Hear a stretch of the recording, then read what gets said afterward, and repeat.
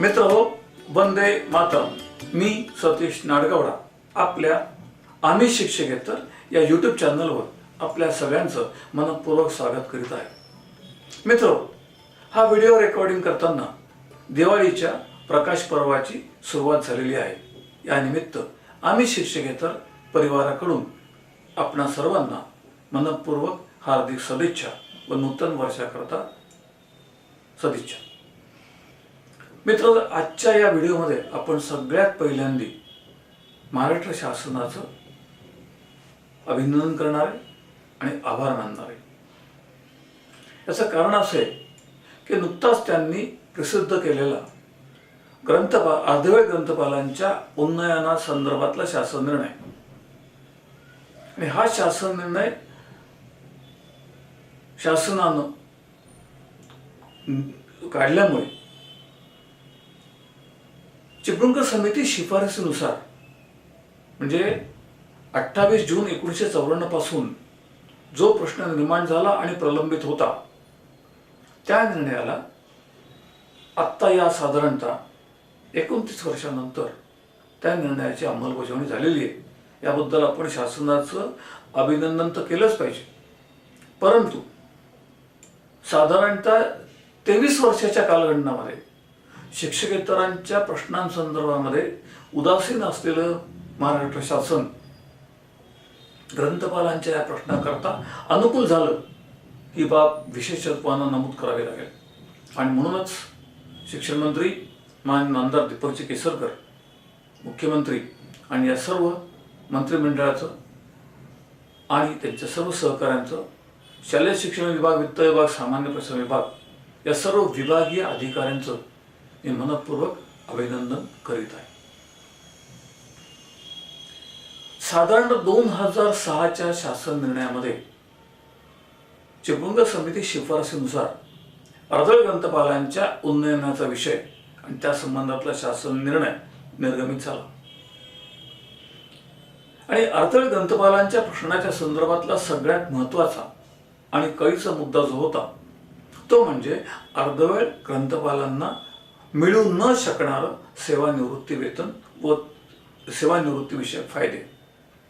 यामुळे या ग्रंथपालांच्या मनातल्या भावना या अतिशय तीव्र होत्या आणि ही नाराजी वारंवार त्यांनी प्रकट केली। परंतु 1994च्या चिपळूणकर समितीच्या शिफारसीच्या अंमलबजावणीच्या संदर्भात झालेल्या सभेमध्ये ग्रंथपालांनी आपली संघटना मूळ महामंडळापासून विलग करून स्वतंत्र अस्तित्व निर्माण केलं।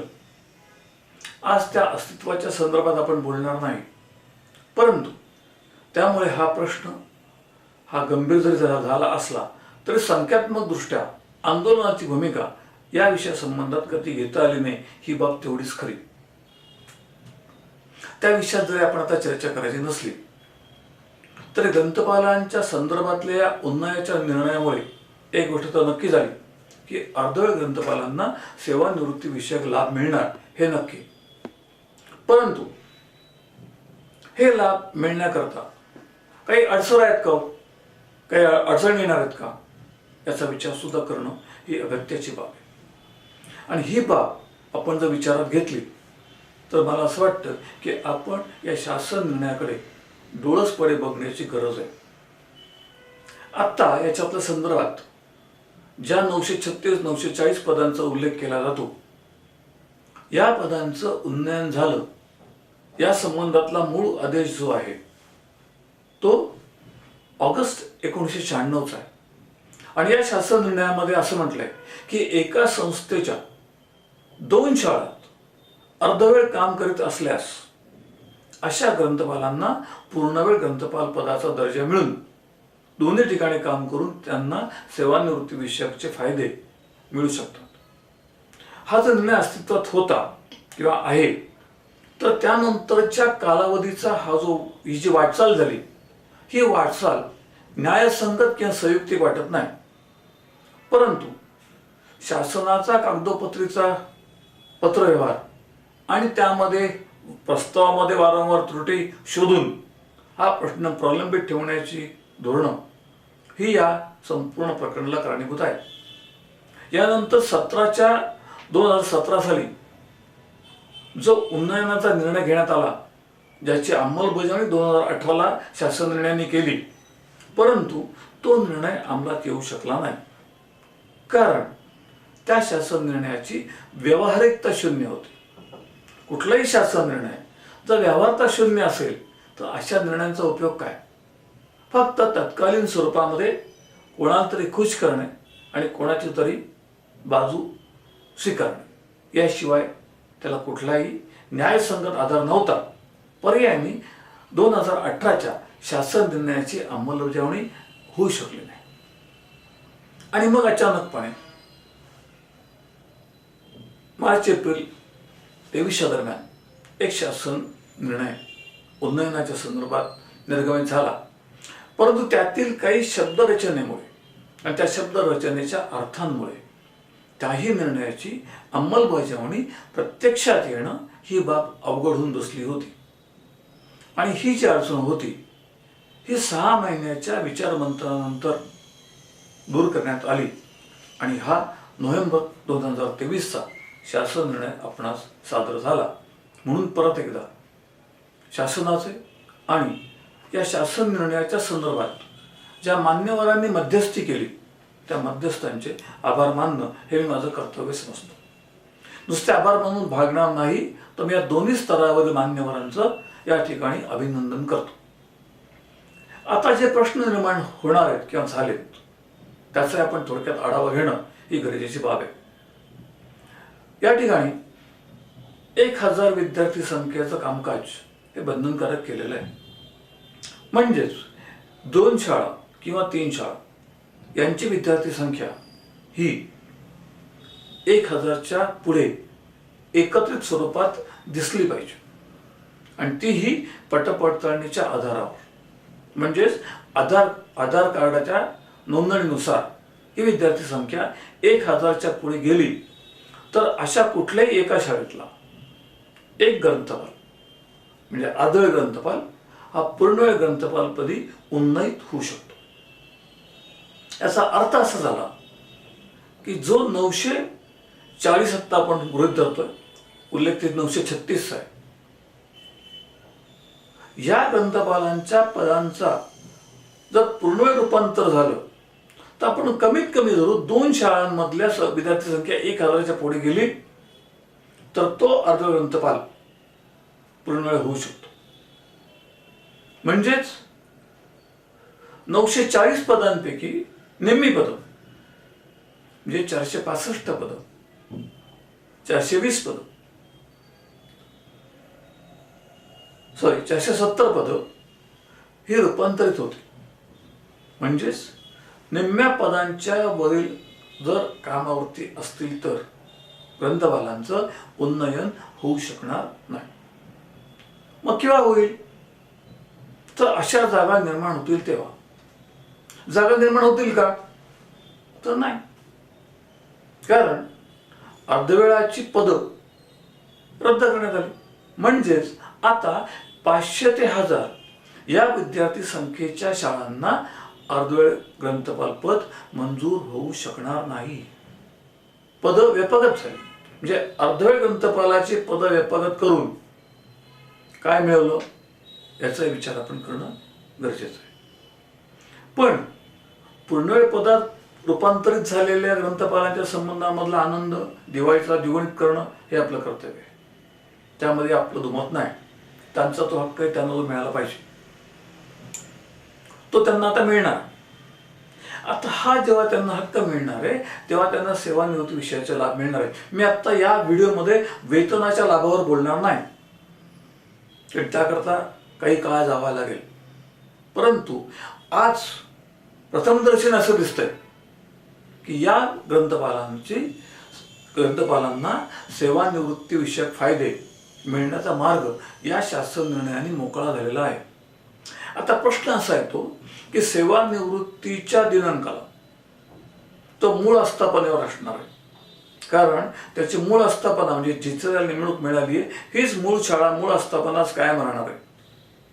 म्हणजेच ज्या दुसऱ्या शाळेतले अर्धवाळ पद त्याला मिळालेले त्या मुख्याध्यापकाच्या प्रमाणपत्रावर किंवा यांच्या उपस्थितीवर त्यांचा येणारा जो अहवाल इकडे प्राप्त होईल मूळ शाळेला, त्यावरती त्यांच्या मूळ शाळेवर त्यांचं वेतन काढलं जाईल. याचा अर्थ मूळ नेमणुकीची शाळा आहे, ती मूळ नेमणुकीची शाळा सेवानिवृत्ती वेतनाचा प्रस्ताव सादर करेल. आता इथं प्रश्न असा निर्माण होईल की मूळ नियुक्तीची शाळा ज्यांनी त्यांना अर्धवेळ नियुक्ती दिलेली आहे व त्या शाळेत ते अर्धवेळ काम करतात व दुसऱ्या संस्थेच्या दुसऱ्या शाळेच्या कामकाजामधला अर्धवेळचा कार्यभार त्यांना मिळालाय, तो कार्यभार धरून त्यांना पूर्णवेळचं पद आणि वेतन मिळणार आहे. या परिस्थितीत सेवानिवृत्तीला सदर कर्मचारी पूर्णवेळ ग्रंथपाल पदावर काम करीत होता, हे प्रमाणित कोण करेल आणि कसं करेल? हा महालेखाकार कार्यालय म्हणजे अकाउंटंट जनरल यांच्या कार्यालयासमोर येणारा मोठा प्रश्न असेल. कारण शासन निर्णय जरी निर्गमित झाले असले उन्नयनाचे, तर त्या उन्नयनाच्या संदर्भामधल्या निर्णयानंतर हा पूर्ण वेळ कामकाज करीत असल्याचं प्रमाणपत्र ही सेवानिवृत्ती वेतनाच्या संदर्भातली अनिवार्य मॅन्डेटरी कंपल्सरी गोष्ट आहे. ते प्रमाणपत्र मूळ आस्थापनेला द्यावं लागेल. आणि मग मला असं वाटतं की अशा ठिकाणी शिक्षणाधिकाऱ्यालयाने या दोन्ही पदांचं दोन्ही कामकाजाची पडताळणी करून तसं प्रमाणित करण्याची गरज आहे. जसं जसं काळ येत जाईल, बदलत जाईल, त्यानुसार यातले ज्या जे बारीक सारीक गोष्टी आहेत तो तपशील आपण समोर आणत जाऊ आणि त्या तपशिलानुसारचा जी पूर्तता करून घ्यायची, ज्या भविष्यात त्या अडचणी येऊ नये या दृष्टीनं काय करावं लागेल याचा आपण विचार करत जाऊ. तो विचार करणं ही आपल्या काळाची गरज पडणार आहे. याचा एक दुसरा अर्थ आपल्या लक्षात आला असेल. आपण आता 2 शाळांचा विचार करतो, म्हणजे 2 शाळांमध्ये अर्धवेळ ग्रंथपाल काम करणार. याचा अर्थ 3 दिवस या शाळेत, 3 दिवस त्या शाळेत. अर्थात त्याचा कार्यभार तेवढाच, ही गोष्ट मान्य करू. परंतु या संबंधामध्ये आजचा मुद्दा असा आहे की आजचा ग्रंथपाल अर्धवेळ जो आहे तो या शाळेमध्ये मूळ आस्थापनाच्या शाळेमध्ये अर्धवेळ का होईना पण 6 दिवस काम करतोय. बरोबर. याचा अर्थ असा ग्रंथपाल अर्धवेळ ग्रंथपाल जर 3 दिवस इकडे 3 दिवस त्या शाळेत असं काम करत गेला, याचा अर्थ दोन्ही शाळांना 3-3 दिवस ग्रंथपाल मिळणार नाही. महत्वाची बाब आहे, लक्षात घ्या. हा सगळा जो आपण व्याप म्हणतो हा आत्ता जितका आनंददायी वाटतो तितका तो सहज सुलभ नाहीये. म्हणून काही बारकावे जे आत्ता लक्षात आलेत ते अशा करता म्हणतोय की आपल्याला त्याची उकल करायची आणि पुढे कुठलीही अडचण अडथळा येऊ नये आणि मग आपल्याला पश्चात्तापाची वेळ येऊ नये म्हणून आजच आपण या संबंधामध्ये चर्चा करतोय. माझी भूमिका चुकत असेल, शब्दरचना आपल्या चुकीची वाटू शकते, आपण संपर्क करा, आपली मतं व्यक्त करा. कारण आपली मतं व्यक्त केल्यामुळे आपण आपल्याला नेमकं काय करून घ्यायचंय तिथपर्यंत पोहोचू शकतो. याला महत्त्व द्या.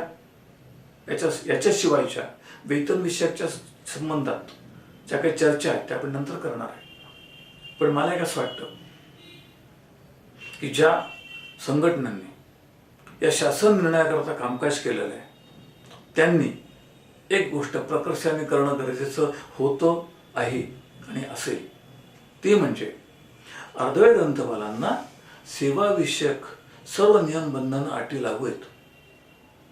ज्या महाराष्ट्र खाजगी शाळेतील कर्मचारी सेवेच्या शर्ती नियमावली 1981 अर्थात शिक्षण कायदा 1977 याच्या अंतर्गत आहेत. त्यानुसार अर्धवेळ ग्रंथपालाचं पद हे संच मान्यतेने मंजूर होत असे. ते मंजूर पदावर ते नियुक्ती होतेच, त्या नियुक्तीला मान्यता मिळते, त्या मान्यतेनुसार वेतन मिळतं, वेतनानुसार वेतन वाढ मिळते, महागाई भत्त्याची वाढ काही ठिकाणी कालांतराने पण मिळते. रजा पूर्ण वेळ प्रमाणे अर्धवेळला मिळतात, रजा अर्धवेळ म्हणून अर्ध्या मिळत नाहीत. मग हे जर सगळे फायदे तुम्हाला देय आहेत, तर सेवानिवृत्ती वेतन द्यायला कुठे फरक पडत होता? मागणी ती करायची होती, वेळ पडल्यास न्यायालयात जायचं होतं, कारण अर्धवेळ कर्मचाऱ्यास पेन्शन जरी दिलं तर ते अर्धच मिळणार आहे. आणि हा प्रश्न त्या पद्धतीनं जर सोडवला असता आणि सुटला असता, तर ही जी 940 पदं आहेत, ही 940 पदं अर्धवेळ पदाची जिवंत राहिली असते. आणि या अर्धवेळ पदावरती कोणी का होईना, अर्ध का होईना पोट भरू शकला असता. जी पदं आज व्यापकच झाल्याने मिळणार नाहीत. आणि मित्र, एक गोष्ट लक्षात ठेवा, आज हम दो हमारा एक हे धोरण राबवलं जात आहे. आणि त्यामुळे मराठी माध्यमाच्या आणि अनुदानित शाळांच्या प्रवेशावरती खूप मोठ्या मर्यादा आलेल्या आहेत. त्या मर्यादांमुळे विद्यार्थी संख्या घटती आहे. म्हणजे आज 2 शाळांची मिळून संख्या 1000च्या वर आहे, म्हणून जो पूर्णवेळ उन्नयन झालेला आहे, हाच ग्रंथपाल संख्या कमी झाल्यानंतर अतिरिक्त ठरू शकतो, कारण विद्यार्थी उपलब्ध नाहीत. त्या परिस्थितीमध्ये आपली अर्धवेळ पदं राखणं ही आवश्यक बाब होती. अजूनही हा विचार तसाच चालू ठेवून अर्धवेळ पदांचं पुनरुज्जीवन कसं करता येईल यावरती या सर्व मान्यवरांनी लक्ष घालणं ही काळाची गरज आहे. हेच तुमचं भविष्य. त्याकरता आपण जागृत राहा आणि एकसंघ राहा, याकरता आपण विनंती करतो. आणि माझे सर्व सहकारी अभय सातपुते, कुपवाड सांगली, अमोल सोनावणे नाशिक, रवींद्र गिरी धामणगाव रेल्वे अमरावती, परशुरामजी डवरी कराड सातारा आणि ॲडव्होकेट विजय देशपांडे आणि माझे स्नेही संजय हंडोरे, अवी आणि प्रवीण पोरजे यांच्यासह मी आपली रजा घेतो. शुभ दीपावली. धन्यवाद.